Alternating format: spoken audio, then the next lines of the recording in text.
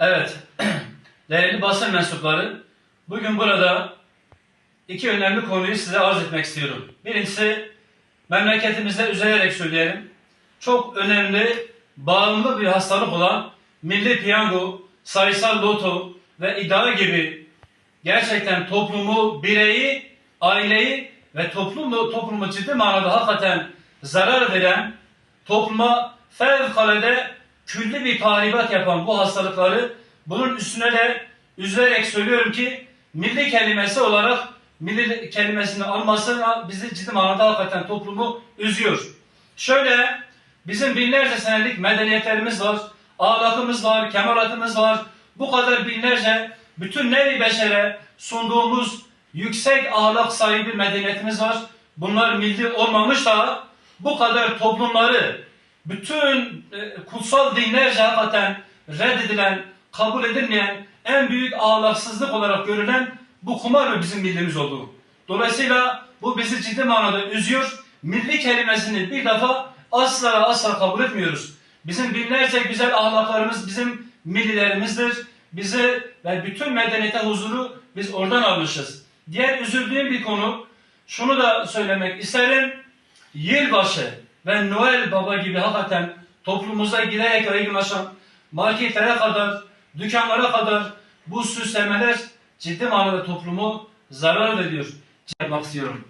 Ey bu vatan gençleri, frenkleri taklide çalışmayınız. Aya Avrupa'nın size ettikleri hadsiz zulüm ve adaletten sonra hangi aklıyla onlara itibar ediyorsunuz? Ve ikinci konu, yılbaşı. Hakikaten kalbi külli ve vicdanı umumi dediğimiz toplumun kalbini, vicdanını ciddi bir şekilde zedeleyen yılbaşı ve Noel'dir. Bu biz Müslümanız elhamdülillah. Bizim gelenek ve göreneklerimiz bellidir. Bu bizim gelenek ve göreneklerimizde asla mevcut değildir. Şunu aktarmak isterim ki yılbaşı adı altında milyonlarca hindi kesilirken bakıyorsun hiçbir ses yok. Fakat Müslümanların kurbanında milyonlarca ondan sonra kurban kesildiği zaman bütün dünyada, bütün Avrupa'da Müslümanlar tekrar katliama başladı diye hakikaten söz ediliyor. Dolayısıyla bizi var eden, bütün nevi beşere birlik ve beraberliği, en yüksek medeniyeti bize gösteren kendi gelenek ve göreneklerimizi, kendi değerlerimizi, kendi milli olan manevi değerlerimizi yaşatmalıyız. Yoksa hakikaten toplum ve devletimizin bekası ciddi manada zarar görür. Buradan Sayın Cumhurbaşkanıma, buradan bütün siyasi partilere ve buradan bütün topluma hakikaten arzu ediyoruz. Onlara sesleniyoruz. Bir an önce kendi gelenek ve göreneklerimize dönmemiz gerekir. Toplumumuzda ciddi bir ahlaksızlık maalesef kendisini gösteriyor. Toplumumuzu ve aileyi ve bireyi yıkan gerek yılbaşı gibi, gerek piyango gibi, kumar gibi toplumu zehirleyen durumlardan hem kendimizi, hem ailemizi, hem şahsımızı kurtarmamız gerekiyor.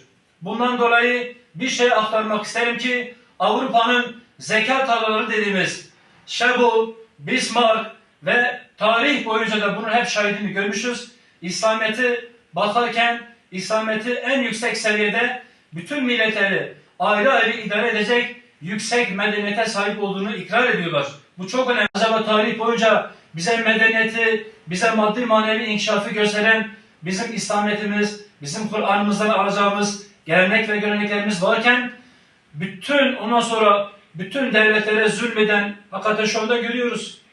Biz neden ondan sonra her fırsatta bu milleti inciten ve bütün kuvvetiyle bize düşmanlık besleyen bu insanların gelenek ve göreneklerini alıp bunu uygulamak bizim milliyet-i imaniyemize, milliyet-i İslamiyetimize yakışmıyor. Bizim milliyetimiz İslamiyettir, aklımız Kur'an ve imandır.